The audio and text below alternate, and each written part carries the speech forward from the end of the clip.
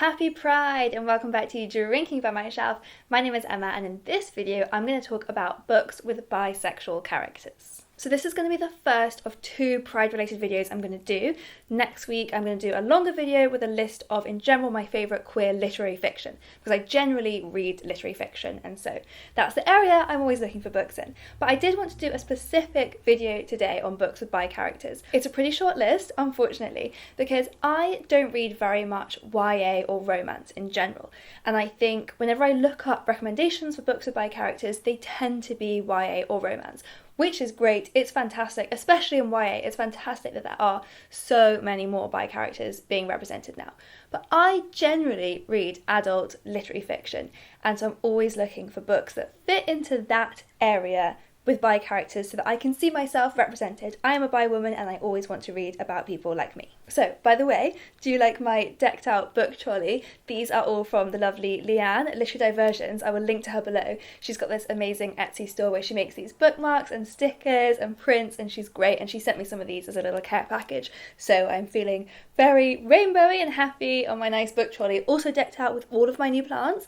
I got these for my birthday. We've got Basil here, Cyril, and Bongo around the back. This one doesn't have a name because she's just fake. I just got her from Tiger. Anyway, getting sidetracked, let's talk about the 6 books I want to recommend that aren't YA and aren't romance that have bi characters. So I'm going to start with one that is very famous that you've probably heard of, and some people might dispute whether or not this is romance, and to be honest, romance is such a big genre, so maybe a lot of these you would consider fall under that romance bracket. It's actually really hard to differentiate between different genres in books, so let's just go with it. Maybe you disagree, but I'm going to start by, of course, mentioning The 7 Husbands of Evelyn Hugo.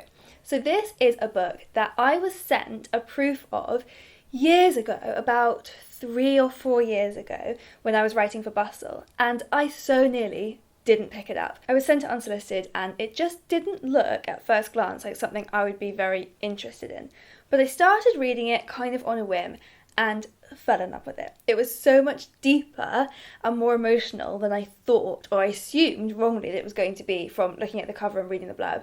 And I didn't know from the blurb that the main character was going to be bisexual. Some people would say that is a plot twist because it's something that's revealed later, but I personally I don't think that sexuality should ever really be treated as a plot twist, especially when we're searching so hard to find these books where we're represented. I think it should always be marketed as that, so we know what we're looking for. I don't think it needs to be a plot twist in a book. Other than I'm sure there are some examples where it works really well. I think pick up Evelyn Hugo knowing that Evelyn Hugo is a bi woman, and your experience will not be dampened with that knowledge. I probably don't need to tell you what this one's about because everyone has been talking about this book for so many years on BookTube now, but in short, it's about this aging Hollywood movie star who was really famous. She was in loads of movies, but she was most famous for the fact that she had 7 husbands. So we meet this character in present day who is a journalist who's going to write a book about her with her help. So we flash between present day with this book being written and then going back and learning about Evelyn Hugo's life and her various 7 husbands, some of whom she genuinely did love, some of whom were horrible to her, some of whom were kind of PR stunts, various reasons, and we also meet the real love of her life, who was a woman. And it's really, really moving, really emotional. It covers all sorts of things like domestic abuse and sexism, especially sexism in Hollywood and in the media, and racism. Both Evelyn Hugo and the journalist we meet in present day are both, I believe, biracial, and we see the different effects and different ways that affects their identity, especially with Evelyn Hugo, how much Hollywood really just tried to whitewash her. And yeah, it's just brilliant. I absolutely loved it. If you, like me, kind of looked at it and thought that's not really my thing, I would encourage you to give it a go. I thought it was wonderful. And then for a book that's actually quite similar is The Confession by Jessie Burton. So it's similar in that we have this Hollywood setting and we have flashes between the present and the past discovering this woman's life. So this time round we have our main character whose name is possibly Rose. I can't quite remember, and she's trying to track down the mystery of what happened to her mother, who she never met and who left when she was a baby. But she knows that the last person to have seen her mother was this woman called Constance, who is now this very famous but very reclusive writer.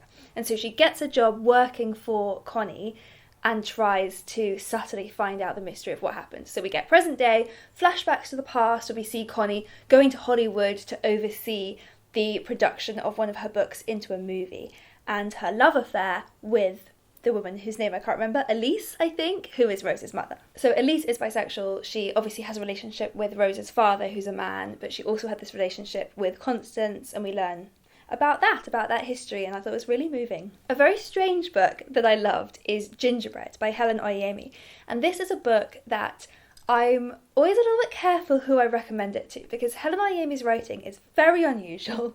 It's quite surreal. She writes these kind of fairy tale-y stories, but I actually read Gingerbread twice, and the first time I read it, I was just so confused. I didn't know what was going on. But the second I finished it, I was really enchanted, even though I didn't really understand it, and I went straight back to the beginning and read it again, and the second time through I loved it, completely fell in love with it. So it is, her books in general do tend to be quite hard work to understand them, but even when you don't understand what's happening, it's just this kind of beautiful, surreal, quite creepy but enchanting experience reading. So Gingerbread is her most recent book, and it's kind of a Hansel and Gretel retelling, very, very loosely. It's about 3 generations of women, and we meet them in our world, but the mother says that she came from this kind of fairy tale country, which in our present world does not exist. It doesn't exist on any maps. Wikipedia says it's made up, but she says, no, I came from there, that's where I grew up. And so we kind of go back and find her past in this country. So it's very, very strange.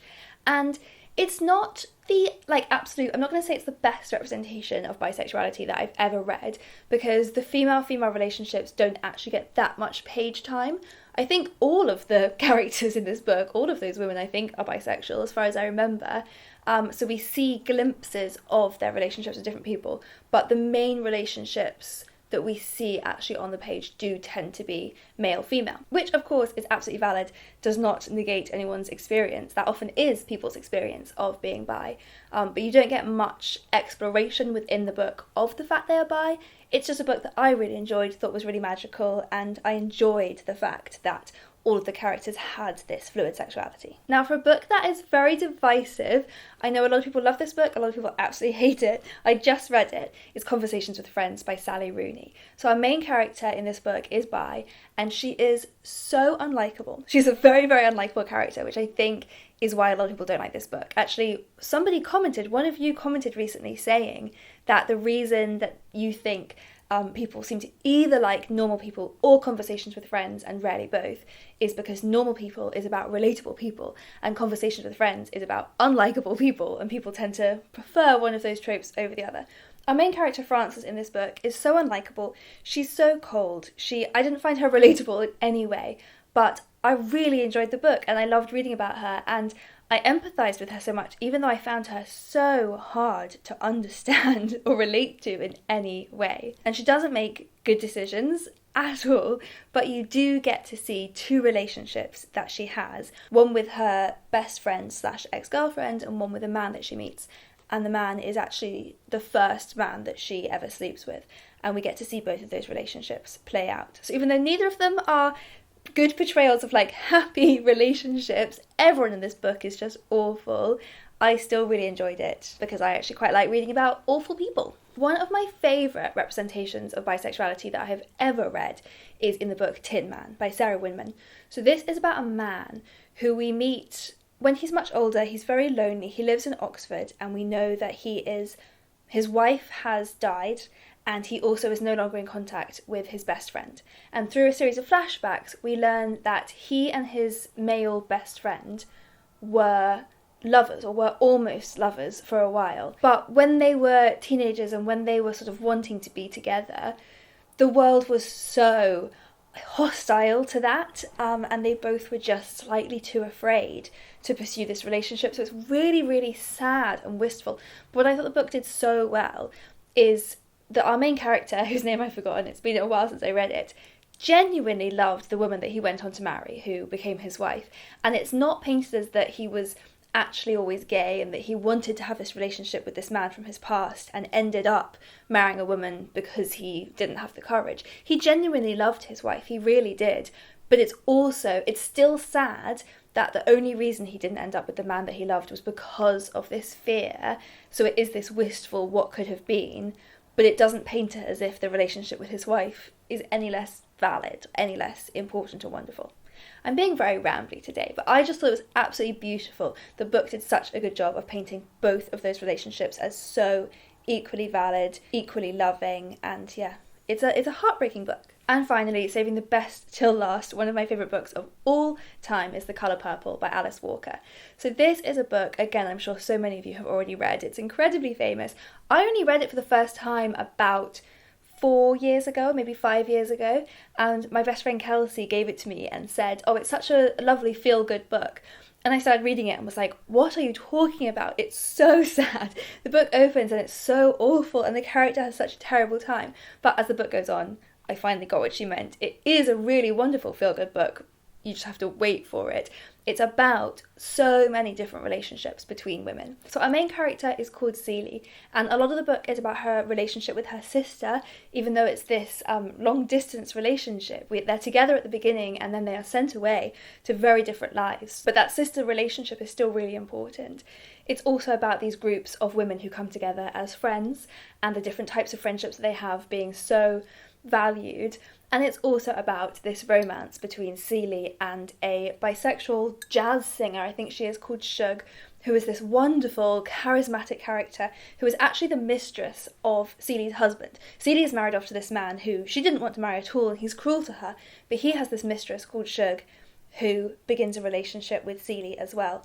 And it's partly about their romance, it's partly about their friendship, it's partly about the way in which Shug inspires Celie to enjoy and love her own body and love herself, and that's really important. So it's not exactly a love story, but the love is there in so many different ways, and it's just one of my favourite, most wonderful books that I've ever read. I've read it like 3 times now, and I'm probably due for another reread, to be honest. So those are 6 recommendations, but that's not a very long list, and I had to really rack my brains for those. I have read quite a few more books with bi characters, but they do tend to be YA books, and I've really enjoyed them, been really happy that they existed, but they're not my favourite types of books to read. So I'd love to know if you have more recommendations of literary fiction with bi characters, or particularly I would love to read something like a thriller with a bi main character, where a romantic storyline isn't particularly central, it's just incidental. Our main character happens to be bisexual and then goes on some crime-solving adventure. I would love something like that. So yeah, do let me know in the comments, and look out for next week. I am literally going to go straight on and film the video right now, but I'll post it next week of my favourite queer literary fiction books. See you next time!